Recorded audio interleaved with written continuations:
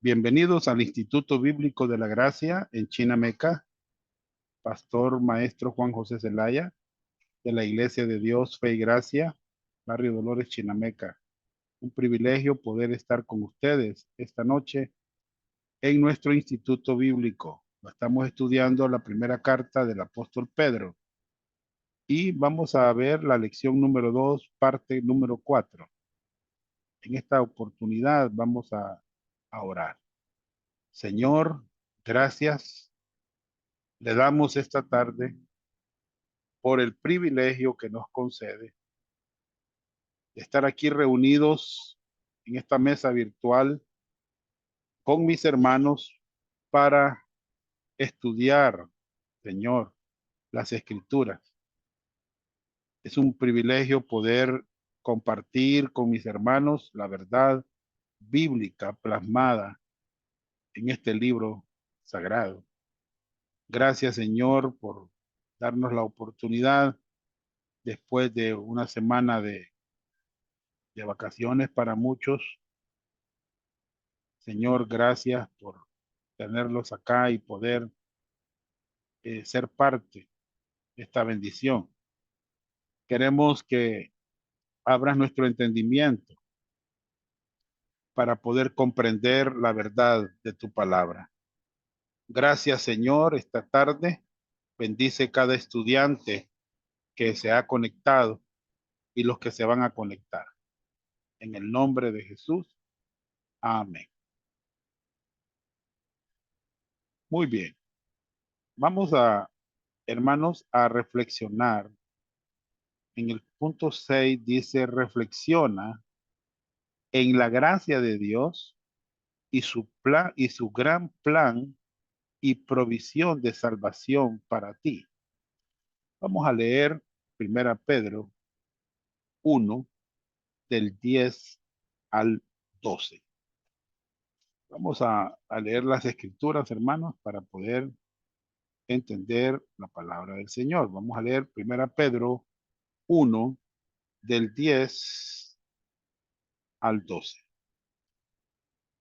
Los profetas que profetizaron de la gracia destinada a vosotros, inquirieron y diligentemente indagaron acerca de esta salvación, escudriñando qué persona y qué tiempo indicaba el Espíritu de Cristo que estaba en ellos, el cual anunciaba de antemano los sufrimientos de Cristo y las glorias que vendrían tras ellos. A estos se les reveló que no para sí mismos, sino para nosotros, administraban las cosas que ahora os son anunciadas por los que os han predicado el Evangelio, por el Espíritu Santo enviado del cielo, cosas en las cuales anhelan mirar los ángeles. Qué buen pasaje, hermano. Si ustedes observan, el apóstol Pedro está enfatizando nuestra gran salvación. Pedro va a reflejar en las profecías y los profetas del Antiguo Testamento la provisión de nuestra salvación a través del Señor Jesucristo. Número 1. Número 2, va a revelar Pedro la predicación de la salvación a través de los predicadores del Nuevo Testamento. Y número 3, Pedro va a revelar la investigación de nuestra salvación por los ángeles de Dios. Hermanos, Pedro está hablando de la salvación, que es uno de los temas más importantes de la Biblia. Desde que el hombre cayó en el pecado, la salvación del hombre, la salvación de Israel, de sus enemigos, la salvación de la maldición de Dios sobre la creación por causa del pecado de Adán, Pedro va a hablar de esto, de la salvación. Y pensando en la salvación, hermanos, fíjense que se realizó una encuesta hace algunos años en los Estados Unidos, en la que se hizo esta pregunta: ¿puede una persona buena ganar la salvación? Fíjense la pregunta. ¿Puede una persona buena ganar la salvación? Esta encuesta se le hizo a 6,400 personas y vamos a ver cuáles son los resultados. Bueno, primero dijeron que sí. ¿Puede una persona buena ganar la salvación? Dijeron sí. La denominación Asamblea de Dios, el 22% dijo que sí. Los bautistas dijeron el 38% que sí. Los presbiterianos dijeron el 52% que sí. Los luteranos, el 54% dijeron que sí. Los episcopales dijeron el 59%. Los metodistas, el 59%. Y los católicos romanos dijeron el 82% que sí. Fíjense la pregunta: ¿puede una persona buena ganar la salvación? Quiero decirles que hay mucha confusión. Si hubieran hecho la pregunta, ¿puede perderse la salvación? Hermanos, muchas denominaciones hubieran ganado con el 90% diciendo que sí se pierde. Hermano, ellos dicen, las denominaciones, que se puede ganar la salvación. Hay que ganarla. Hay que trabajar para mantenerse salvo, porque se puede perder. Si uno tiene que trabajar para mantenerse salvo, hermanos, está diciendo que lo que Cristo hizo en el Calvario no fue suficiente. Si uno puede perder la salvación, entonces uno tiene que hacer algo para mantenerse salvo. Si uno, si uno tiene que mantenerse salvo, entonces tu salvación depende de tu andar. Tu salvación depende de tus obras. No se basa tu salvación en la obra de Cristo. Y si no se basa en la obra de Cristo, no es tu salvación por gracia. Entonces, hermanos, hay un gran contraste muy importante en la Biblia entre el cristianismo y la religión. ¿Alguien sabe qué dijo Jesús en San Juan 19:30? No sé si alguien puede saber qué dice San Juan 19:30. ¿Saben qué dice? Búsquenlo, por favor. Dice: consumado es. Como quien dice, hermanos, deuda cancelada. Pero la religión dice, sí, dice, Jesucristo hizo su parte, pero a nosotros nos toca hacer nuestra parte. Hay que orar.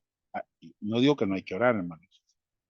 Hay que confesar los pecados, hay que hacer buenas obras, ¿verdad? Queridos hermanos, si tenemos que hacer alguna cosa más aparte de creer en Cristo solamente, estaríamos tratando de ganar nuestra salvación. Estaríamos diciendo: Jesucristo no lo hizo todo. Pongan al margen de sus folletos Romanos 11:6. Romanos 11:6.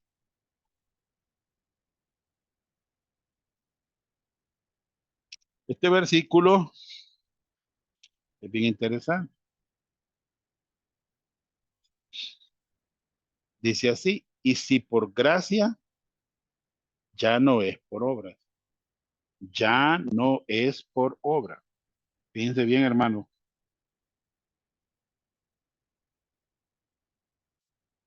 Imagínense lo que dice las escrituras.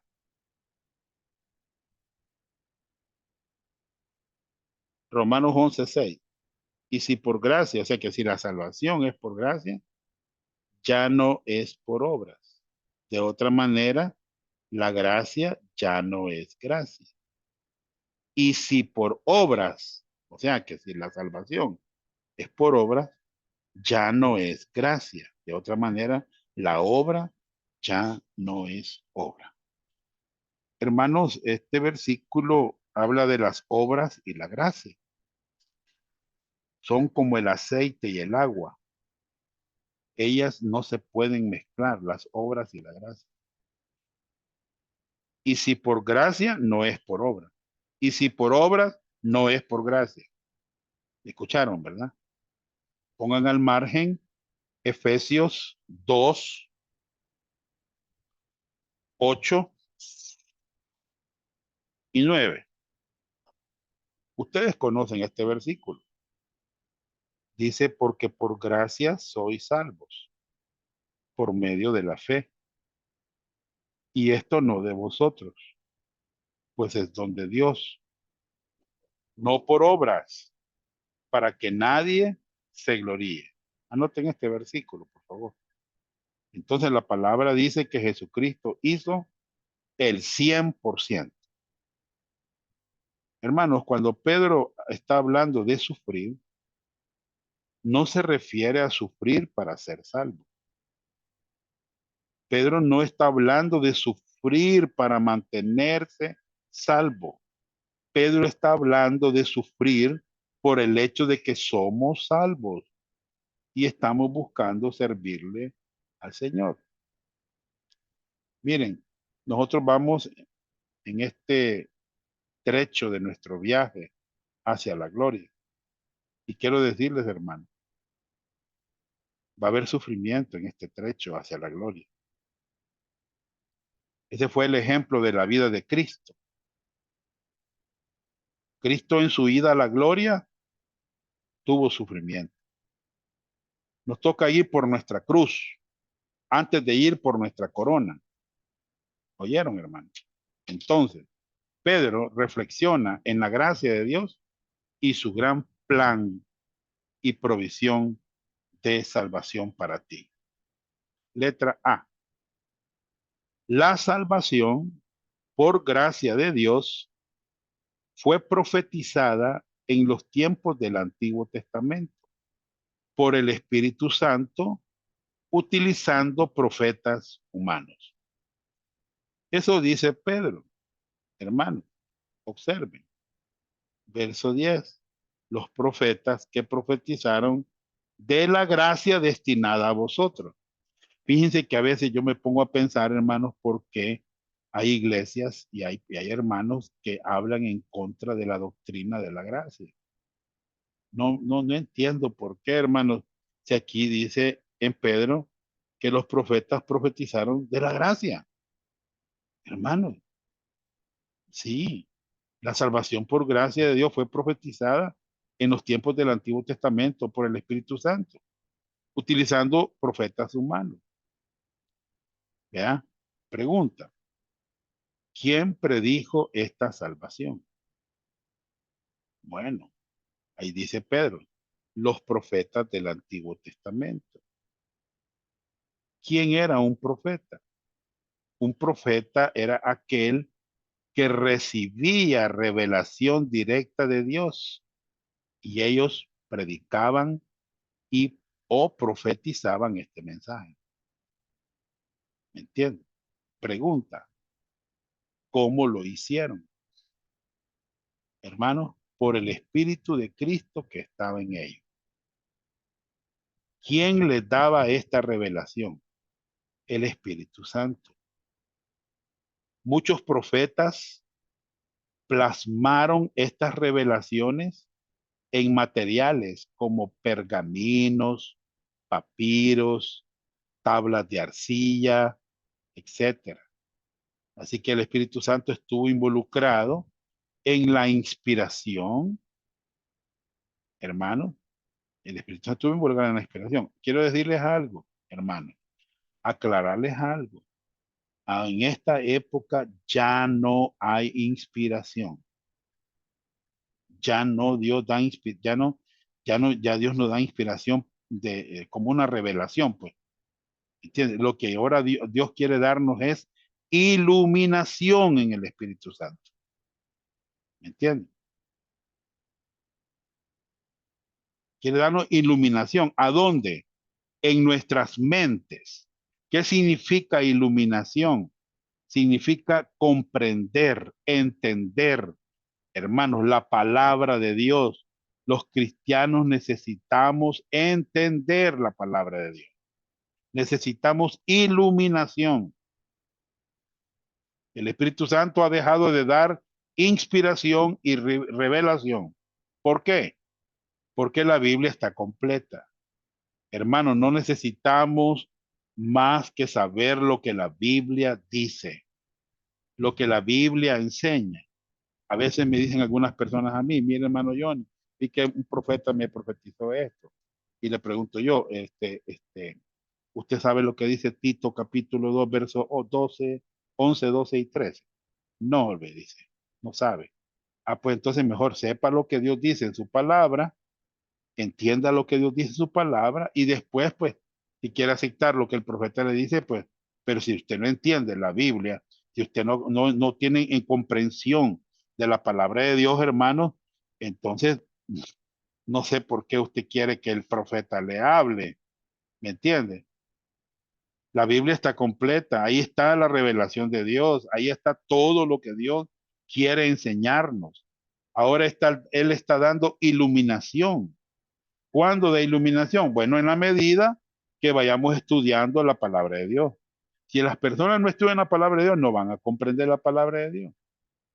No la van a comprender. ¿Ya? Es el Espíritu Santo el que nos enseña, el que nos ilumina para que entendamos, hermano. El Espíritu Santo les dio a estos profetas del Antiguo Testamento la habilidad de predecir la revelación del sufrimiento y la gloria de Cristo. Bien, pregunta en su folleto. ¿Qué profetizaron? Hermanos, miren lo que profetizaron. La gracia destinada a vosotros. Eso dice el versículo 10. Véanlo. Los profetas que profetizaron de la gracia destinada a vosotros. Miren, hermanos, de la gracia destinada a vosotros. Muy bien. Qué lindo, hermanos, lo que Dios hizo. Aquí encontramos en este versículo 10 la palabra gracia. En esta carta de Pedro, de la primera carta, la palabra gracia se encuentra 10 veces. ¿Por qué? Bueno, porque Pedro conocía algo de la gracia de Dios. ¿Me entiendes? ¿Por qué? ¿Por qué es que Pedro conocía algo de la gracia? Bueno, porque él había sido salvo por gracia. Había crecido en la gracia y servía por gracia. ¿Por qué? Bueno, porque él había negado al Señor 3 veces. ¿Se acuerdan cuando lo negó? ¿No creen que Dios lo trató en gracia? A pesar de todo, Dios quería utilizarlo a él. Hermanos, a veces nosotros fracasamos en la vida cristiana, pero a pesar de ese fracaso que Pedro tuvo, hermanos, eh, Dios quería usarlo. Y escribe Primera de Pedro, hablando de la gracia, hermanos, destinada a nosotros.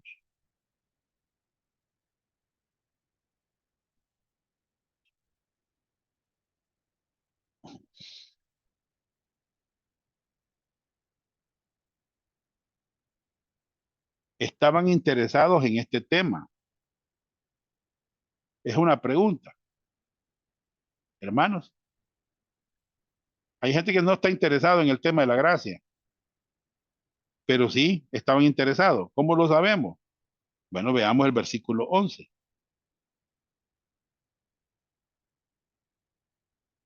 El versículo 10 dice, los profetas que profetizaron de la gracia destinada a vosotros, y dice así, mire, inquirieron y diligentemente indagaron acerca de esta salvación.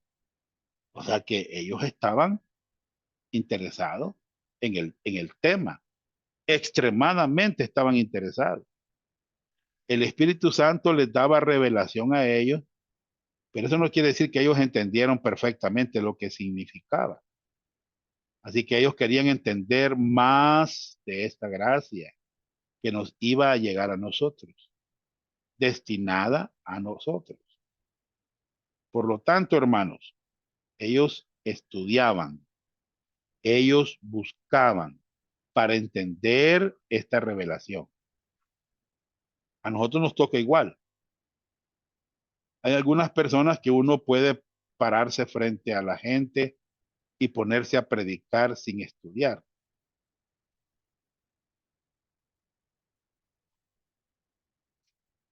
Hermano, oigan lo que estoy diciendo. Algunas personas que piensan que uno puede pararse frente a la gente y ponerse a predicar sin estudiar. ¿Creen que es correcto eso? No, no.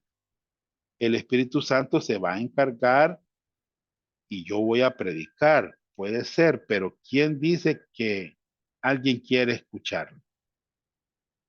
Si uno no está dispuesto a estudiar, ¿cómo es que la gente debe estar dispuesta a escuchar? Hermanos, les animo. Si una persona no está dispuesta, yo ya no quiero estudiar la Biblia porque ya estoy viejo, ya no, ¿verdad? Hermanos, yo pienso que mientras más viejos nos vamos haciendo, más deberíamos de estudiar las escrituras, más nos deberíamos de meter. Ustedes pueden tener fácilmente este estudio en sus manos, ¿me entienden? Que a otros les ha llevado muchas horas organizarlo. Miren, hermanos, tuve semana entera, desde las 8 hasta las 5 de la tarde, estudiando esto de la Biblia.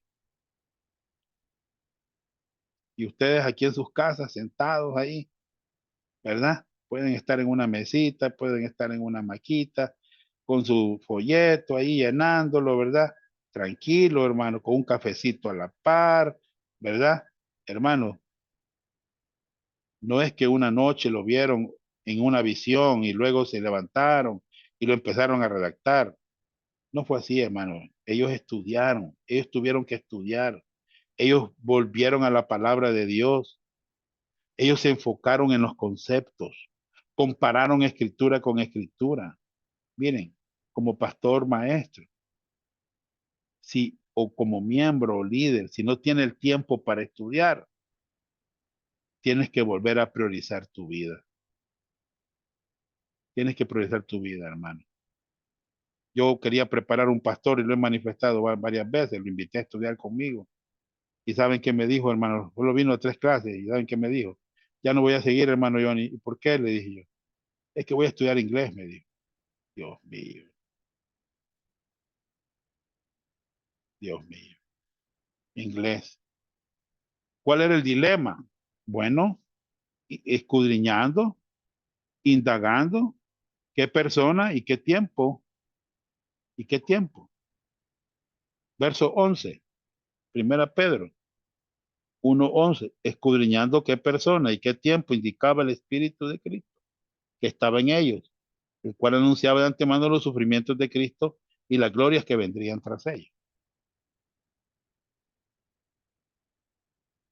Hermanos, ¿quieren saber de quién estaba hablando la revelación y cuándo sucedería? Hermanos, ¿saben cuál es el problema? Que en el Antiguo Testamento la venida de Cristo fue profetizada, tanto la primera como la segunda. Pero los profetas solo podían ver una venida. De modo que en algunas revelaciones se trataban de los sufrimientos de Cristo, y en otras revelaciones se trataba sobre la gloria de Cristo y su reino. ¿Entienden? Vean lo que dice el pasaje. Escudriñando, versículo 11, 1:11. Escudriñando qué persona y qué tiempo indicaba el Espíritu de Cristo que estaba en ellos, el cual anunciaba de antemano los sufrimientos de Cristo. Esta es la primera venida. Él sufrió en la cruz y las glorias que vendrían tras ellos. Este ya es el Cristo resucitado, el Cristo que va a reinar, ¿verdad? Que va a reinar. Ellos no podían entender que era primera y segunda venida. Nosotros sí, hermanos, porque ya está revelado en la Biblia, ¿me entiendes? Así que se rascaban la cabeza diciendo, ¿cómo es que el Mesías va a sufrir y reinar al mismo tiempo? Ellos estaban confundidos, ellos no llaman cómo hacer, hermanos, para entender eso. Habían algunos rabinos que realmente creían que iba a haber dos Mesías. Así creían algunos rabinos. Uno que iba a sufrir y otro que iba a reinar. ¿Por qué? Porque mientras que estudiaban no podían relacionar esa información. No pudieron entender que en su primera venida iba a venir como cordero, sufriente, y en su segunda venida iba a venir como león, león de la tribu de Judá. En la primera venida iba a ofrecer a Israel su reino, pero ellos lo rechazaron, hermano.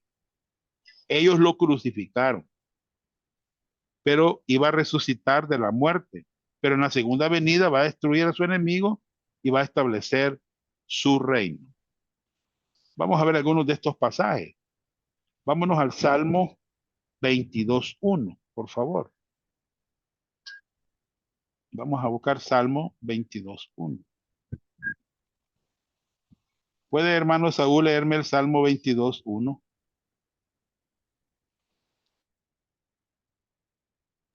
Sí, hermano, lo busco ahorita. Venga, Saúl, está bien. 22:1. Dice Salmos 22:1. Sí. Dice,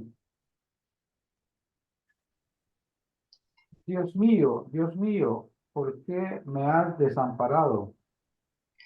¿Por qué Muy está, ¿por qué estás tan lejos de mí, salvación, y de las palabras de mi clamor?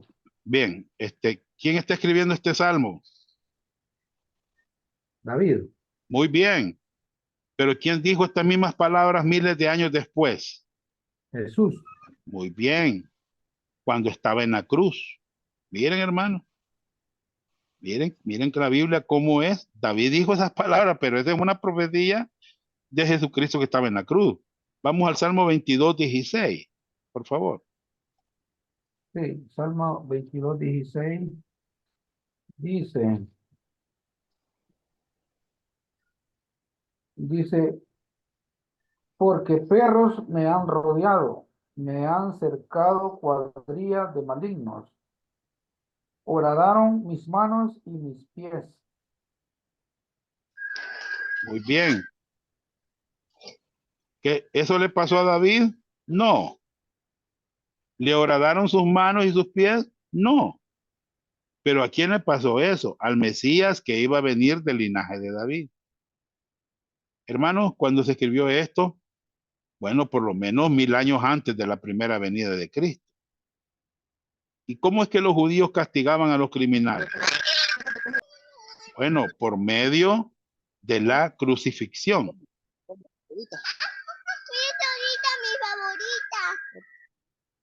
¿Verdad?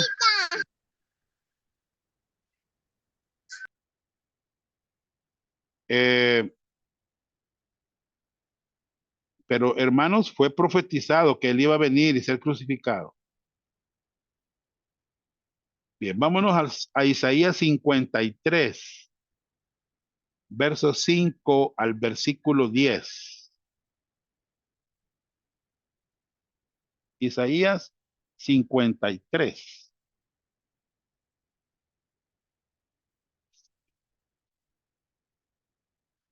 5 al 10, vamos a leer. Mas el herido fue por nuestras rebeliones, molido por nuestros pecados.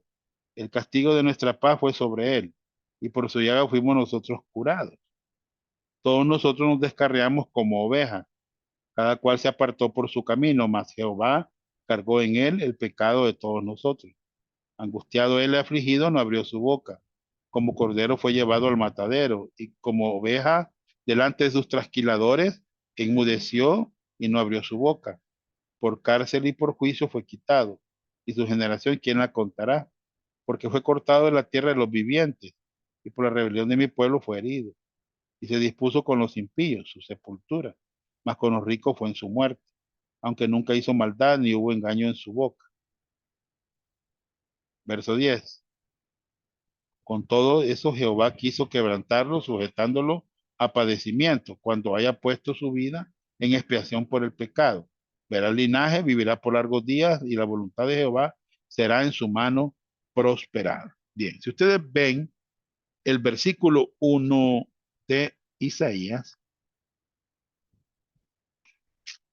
eh, ¿quién ha creído a nuestro anuncio y sobre quién se ha manifestado el brazo de Jehová? Subirá cual renuevo. Y empieza a hablar Isaías, hermanos, eh, del Mesías, que iba a ser lastimado. Es decir, Isaías entendió todo lo que él escribía, probablemente no. Esto fue escrito unos 700 años antes de la primera venida. En el versículo 10 dice que el Señor se iba a complacer en castigarles, y a pesar de todo iba a ver su simiente y su descendencia. ¿Cómo es que uno puede engendrar y ver su simiente si ya ha muerto? Hermanos, es una profecía de su resurrección. No solo iba a morir, sino que iba a tener vida nuevamente para ver su descendencia. Así que el Antiguo Testamento profetizaba los sufrimientos de Cristo. Ahí tienen Zacarías 12:10. ¿Alguien me lo puede leer, por favor? Hermano Saúl. Zacarías 12:10.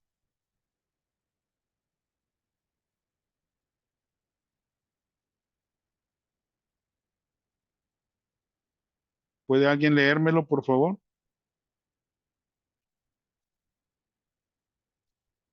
Zacarías 12 días, hermano. 12 días, sí. Sí, ahorita mismo. Dice Zacarías 12:10.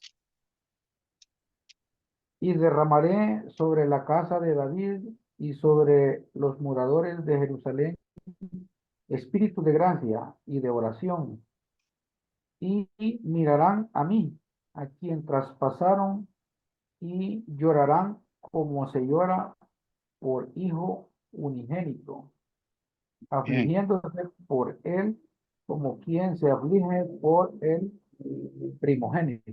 bien. Dice, y mirarán a mí a quien traspasaron. ¿A quién nos hace recordar, hermano? Nos hace recordar de la crucifixión. Entonces, hay pasajes en el Antiguo Testamento que profetizaban de los sufrimientos de Cristo. ¿Me entienden? Dios había venido por mucho tiempo enseñándole a Israel que el castigo por el pecado es la muerte, que había la necesidad de un sacrificio. Entonces, los profetas escribieron estas revelaciones, siempre trataban de entenderlo todo. ¿Cómo es que el sufrimiento y la gloria del Mesías pueden encajar? Vámonos a Isaías 11, por favor. Isaías 11. Vamos a ver Isaías 11. Anoten estos pasajes. ¿Ya? Versículo 1.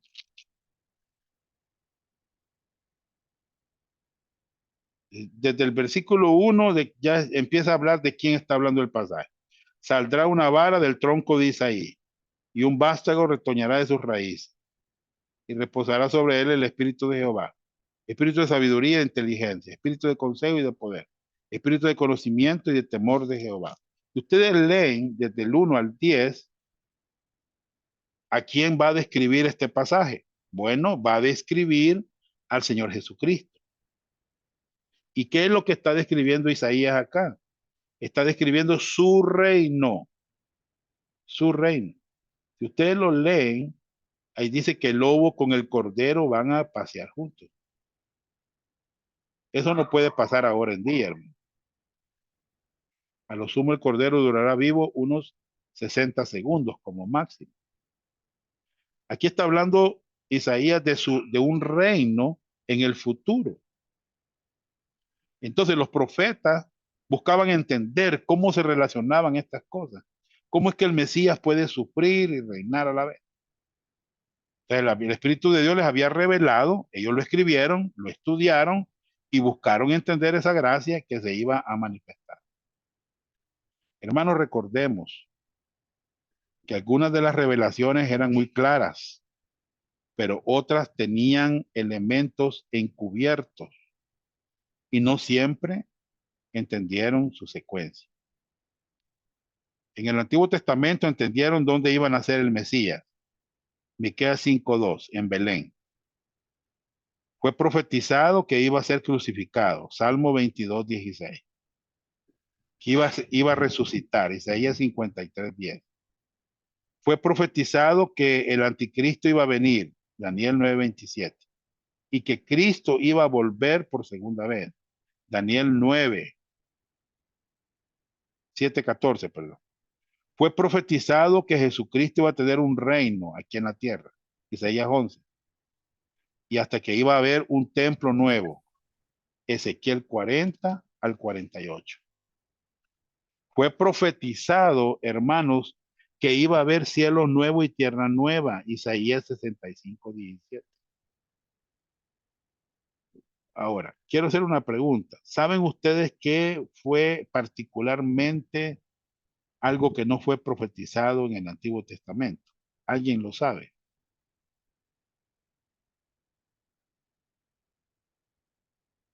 ¿Alguien sabe qué fue lo que no fue profetizado en el Antiguo Testamento? La iglesia, hermano, Muy bien, así me gusta. Así tienen que responder. La iglesia fue el tema que no fue profetizado en el Antiguo Testamento. La iglesia fue un misterio, ¿me entiendes? La primera vez que el hombre escuchó de la iglesia fue cuando Jesucristo dijo, sobre esta roca, en Mateo 16:18, edificaré mi iglesia. Y a pesar de eso, muchas de esas profecías se han llevado a cabo en el pasado y las restantes se llevarán a cabo en el futuro milenial, porque Dios siempre cumple su palabra. Así que vemos que el Espíritu Santo usaba a esos hombres santos, llamados profetas, para escribir la palabra de Dios tal como fue revelada a ellos, aunque no entendieron por completo lo que habían recibido. Muy bien, pregunta.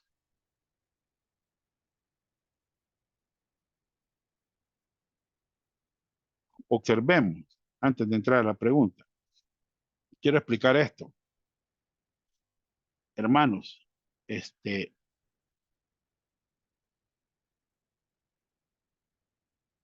vale. Aquí está el profeta, miren. Este es el profeta. El profeta, Dios le reveló ciertas cosas, los que los profetas vieron. Les reveló dónde iba a nacer el Mesías. Aquí está en Miqueas 5:12, Isaías 7:14, número 24:17. Se les reveló dónde iba a nacer el Mesías. ¿Me entienden? Y de hecho nació en Belén de Judea. ¿Ya? Se les reveló los sufrimientos de Cristo. Aquí están, el Calvario. Isaías 53. Se les reveló la venida del Espíritu Santo. Aquí está, esta flecha para abajo. Esto está en Joel, ¿me entienden? Se les reveló sobre el anticristo, Daniel 7, que iba a venir, ¿me entienden? Se reveló la segunda venida de Cristo, ¿me entienden? A establecer su reino milenial. Se les reveló a los profetas del Antiguo Testamento el reino milenial. Daniel 7, Miqueas 4, Ageo 2, Isaías 2. Se les reveló Ezequiel 41. El reino milenial le fue revelado a los profetas del Antiguo Testamento. ¿Qué más, hermano? Bueno, se les reveló la Nueva Jerusalén. Isaías 69, 17, 66, 22. Se les reveló cielo nuevo y tierra nueva. ¿Me entienden? Entonces, hermano, vemos las cumbres de las montañas y los valles desde el lado de afuera y podemos separar las profecías de la primera venida y la segunda venida. Lo único que no se les reveló a ellos fue, miren hermano, los profetas no podían ver esto. Esto, la iglesia. Esto. Aquí está la iglesia. Miren. No se les reveló a ellos. ¿A dónde está eso, hermano Johnny? Bueno, le pone el pasaje. Efesios 3, del 1 al 9. Ahí está. ¿Vea? Dice Pablo que en otras generaciones no se le dio a conocer a los hijos de los hombres, pero que ahora es revelado a sus santos apóstoles y profetas por el Espíritu. Entonces, la iglesia es el tema, o sea, que a ellos no les fue revelado eso. Muy bien. Pregunta. ¿Qué nos enseña esto sobre la inspiración divina de las Escrituras? Hermanos, que la Biblia es la palabra de Dios. ¿Entienden? La Biblia es inspirada por Dios. Segunda Timoteo 3:16 dice que toda la escritura es inspirada por Dios y útil para enseñar, para redarguir, para corregir, para instruir en justicia. Entonces, hay 5 razones para creer que la Biblia es la palabra de Dios. Hermanos, 5 razones. Esto lo hemos estudiado anteriormente en el instituto, pero lo vamos a volver a recordar. Primero, la primera razón, su unidad sobrenatural. ¿Qué significa eso? Que la Biblia contiene 66 libros escritos a través de 1500 años por más de 40 autores humanos en 3 idiomas diferentes. Y a pesar de todo eso, sin contradicción. Todo está hermanos, todo está encajado. Eso es asombroso, hermano. Si saliéramos a hablar de 40 personas diferentes en nuestra ciudad y les diéramos una hoja en blanco en la que le pidiéramos que nos relataran sus creencias acerca de Dios, el hombre, el origen del mundo, el pecado, la vida, la muerte, el matrimonio, la familia, el gobierno, el cielo, el infierno, y después juntáramos todas estas hojas con sus respuestas, todos dirían lo mismo, jamás, hermano. No, nunca. Pero en la Biblia, eso es precisamente lo que vemos, unidad sobrenatural. ¿Qué es eso? Posible. ¿Cómo es que es eso posible? Porque el mismo Espíritu Santo dirigía a todos estos hombres a escribir su palabra perfecta. Entonces, hay una unidad sobrenatural en todos los libros de la Biblia. Todos hablan del mismo personaje, el Mesías, de Cristo, que murió, ¿me entiendes? Bien, vamos a la segunda razón. ¿Por qué debemos creer que la Biblia es la palabra de Dios? Profecías cumplidas. Bueno, en la primera venida de Cristo, más de 100 profecías se cumplieron. En su segunda venida, muchas más profecías van a cumplirse. Pero ¿cuál es la probabilidad de que un solo hombre pueda cumplir todas las profecías que Jesús cumplió en su primera venida? Para que una persona pueda cumplir 10 de estas profecías, sería tan difícil, hermano, como si cubriéramos toda la superficie del estado de Texas, ¿verdad? Que tiene un montón de kilómetros cuadrados, es más grande que El Salvador. Hermanos, es bien difícil. La probabilidad de que, hermanos, eso se dé, que las profecías se cumplan en un hombre, hermanos, solamente en Cristo se han cumplido. Las profecías que Jesucristo cumplió, recuerden, Jesucristo cumplió más de 100 profecías en su primera venida. Profecías cumplidas. Tercero, su singularidad. Su singularidad. Eso habla de su extraordinaria unicidad. O sea, cuando hablamos de unicidad, estamos hablando de que la Biblia es única. ¿En qué sentido? En su enseñanza. Es el único libro en el universo que enseña de una salvación por gracia. El Corán no enseña la salvación por gracia. El Corán enseña que Dios tiene una balanza en el cielo. Y si tus obras son más buenas que las malas, entrarás al cielo. El libro Mormón no enseña la salvación por gracia, enseña la salvación por obras. La literatura de los testigos de Jehová no enseñan la salvación por gracia, enseñan la salvación por obra. La Biblia es única, tanto que se declara a sí misma la palabra de Dios. Enseña la salvación por gracia. Ha sido impresa y publicada más que cualquier otro libro. Hermano, no hay un libro que le iguale a la Biblia.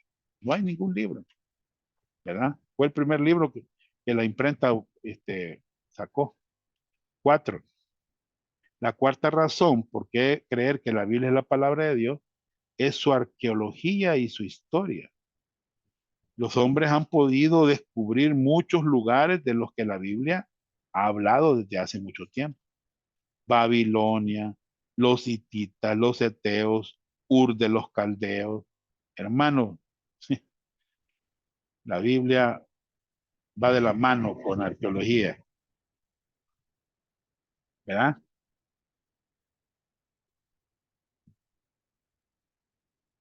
Bueno, esto de la arqueología, ahorita ustedes van a YouTube y ven ahí, han encontrado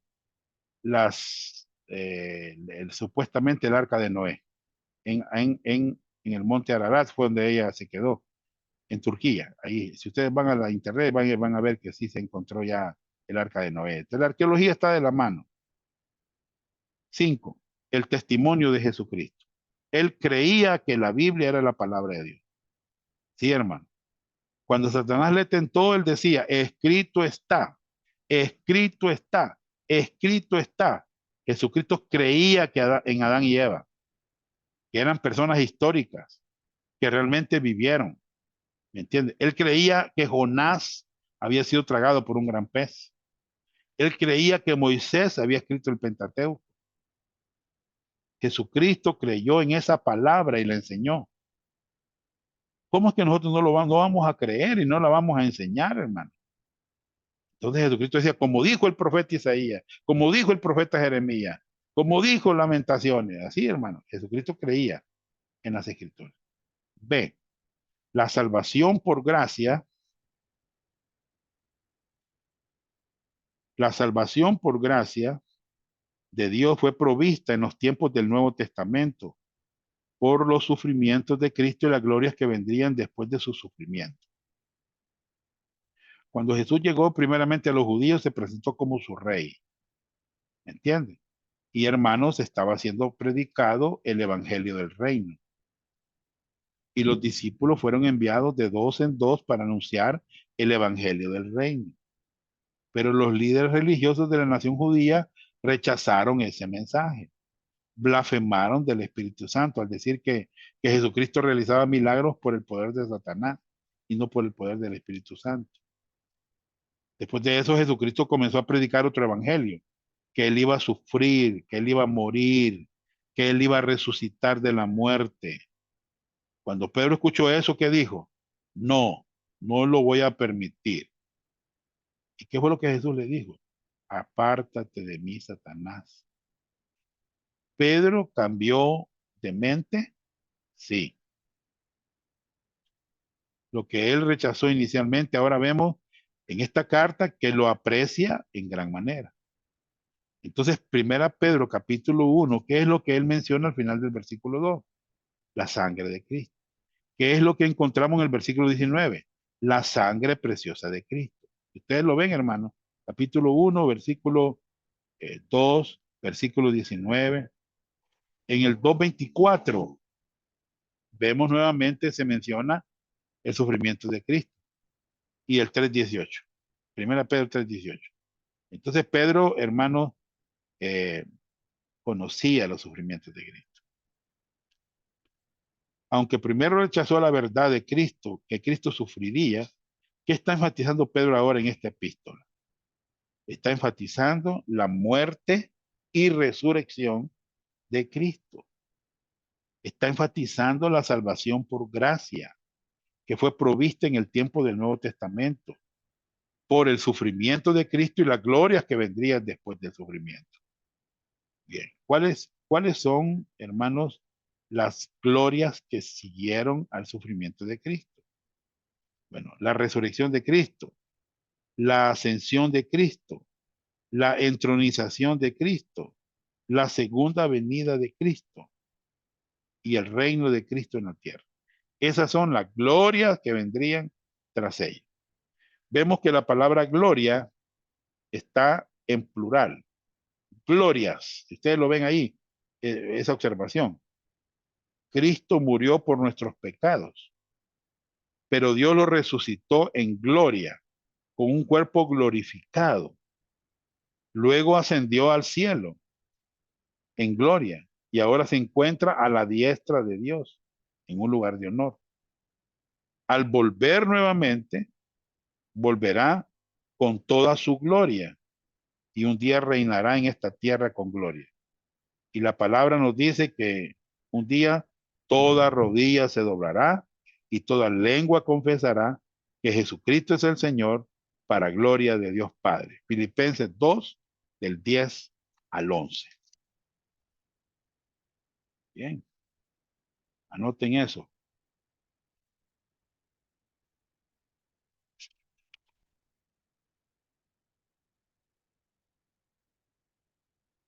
¿Cómo debe animarte esto en tus pruebas?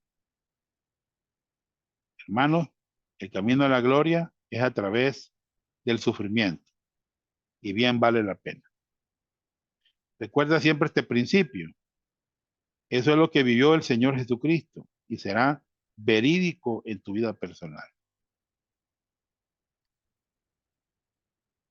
¿Qué nos enseña esto sobre la fiabilidad de la palabra de Dios, incluyendo las profecías que aún deben cumplirse? Bueno, veámoslo. Si Dios cumplió sus promesas en el pasado, también las cumplirá en el presente y en el futuro. Las profecías del Antiguo Testamento fueron cumplidas normalmente, gramaticalmente, históricamente. Dios no utilizó una lengua oculta.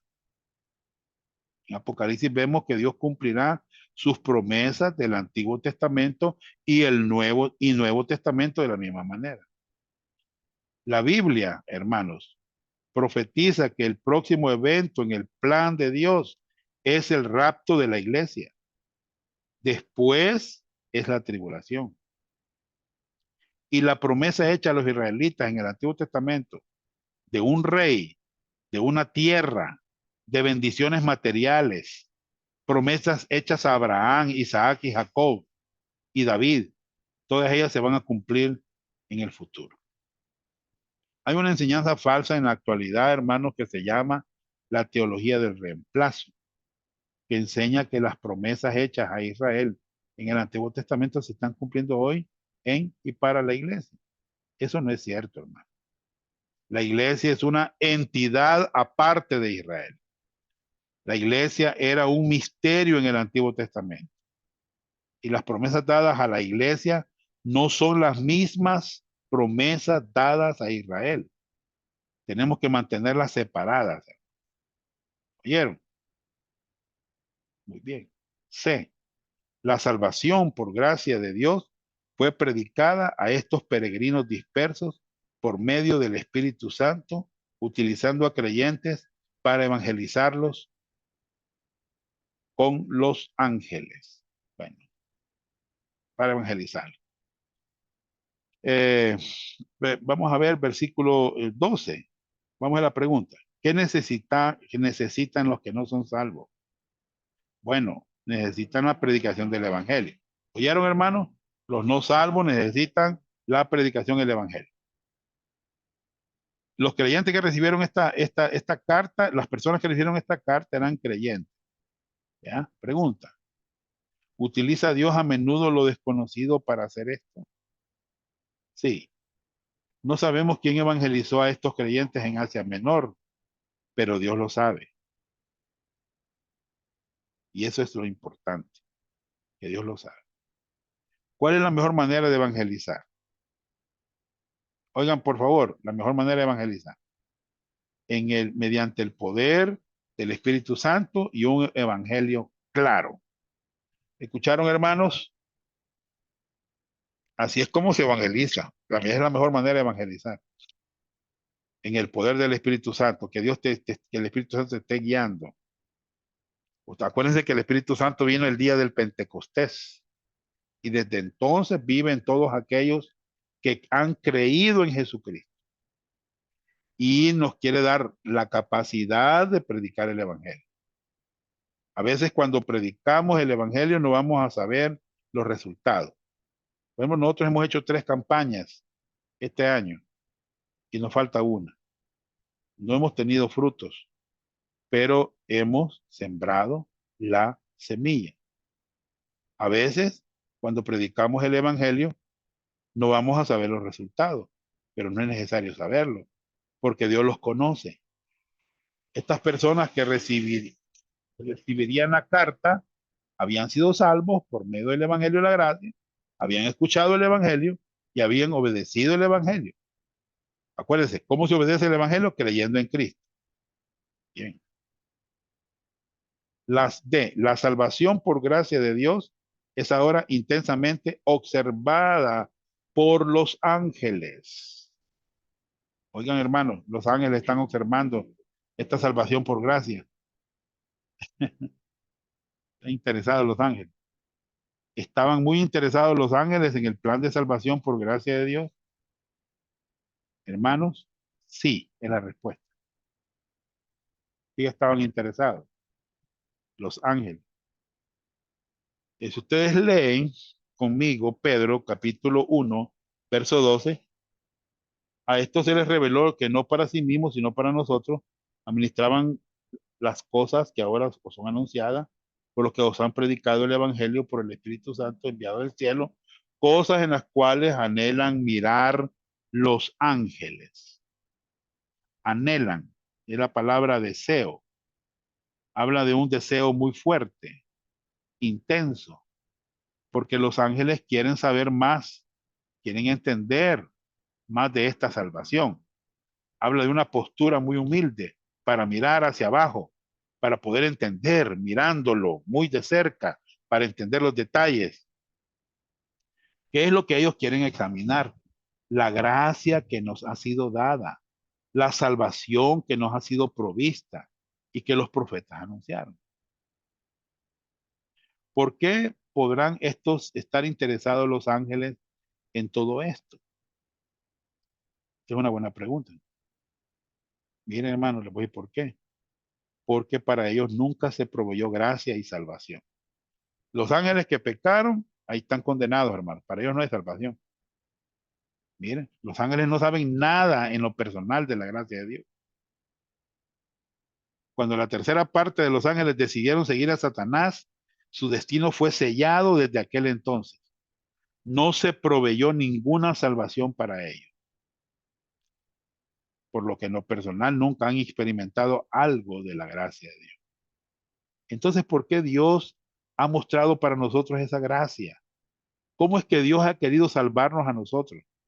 ¿Acaso somos tan buenos que lo merecemos? No, hermano. ¿O será que somos mejores que los ángeles? No, más bien somos más bajos que ellos. ¿Por qué ha querido mostrar Él esa gracia hacia nosotros? ¿Por qué? Porque Él así lo quiso. Él es soberano para poder demostrar su gracia y su gloria. No sé si te da alegría el hecho de que Él lo decidiera de esta manera. Pregunta, aquí vamos a esto. Aunque los ángeles son ministros de Dios, lo dice Hebreo 1:14, ellos son también espectadores del plan de Dios, que están observando con admiración. Observen, Efesios 3, 8 al 11. A mí, que soy menos que el más pequeño de todos los santos, me fue dada esta gracia de anunciar entre los gentiles el evangelio de las inescrutables riquezas de Cristo y de aclarar a todos cuál sea la dispensación del misterio escondido desde los siglos en Dios, que creó todas las cosas, para que la multiforme sabiduría de Dios sea ahora dada a conocer por medio de la iglesia a los principados y potestades en los lugares celestiales, conforme al propósito eterno que hizo en Cristo Jesús, nuestro Señor. Y usted ve ahí, el pasaje dice los principados y potestades, se refiere a los ángeles. Ellos están observando la gracia de Dios, están observando la sabiduría de Dios, no solo en salvar a los pecadores, sino en cómo ha hallado la manera de unir a los judíos con los gentiles en un solo pueblo, el cuerpo de Cristo. ¿Cómo se aplica a ti todo esto? Bueno, a los salvos y a los no salvos. Veamos a los salvos. Hermanos, nuestra salvación fue profetizada en el Antiguo Testamento, provista en el Nuevo Testamento por Jesucristo, predicada en el poder del Espíritu Santo a todos estos individuos que recibieron esta carta. Que los ángeles tienen mucho interés en ver y entender esta salvación por gracia. Recordemos, hermanos, que la salvación tiene que ver con Jesucristo, no con una iglesia, no con rituales, no con nuestras obras. El cristianismo verdadero no es una religión, es una relación con Dios por medio de Jesucristo. Recordemos que la religión proviene de Satanás, el cristianismo proviene de Dios. Y a los no salvos, Hechos 16:31, cree en el Señor Jesucristo y serás salvo tú y tu casa. Le cito también San Juan 3:17 y 18, porque de tal manera, bueno, amó Dios al mundo que ha dado su Hijo unigénito. El 16 dice, para que todo aquel que en él crea no se pierda, mas tenga vida eterna. Porque no envió Dios a su Hijo al mundo para condenar al mundo, sino para que el mundo sea salvo por él. El que en él cree no es condenado, pero el que no cree ya ha sido condenado porque no ha creído en el nombre del unigénito Hijo de Dios. Hermanos, qué bendición la salvación. Por fin terminamos la lección número 2, hermano.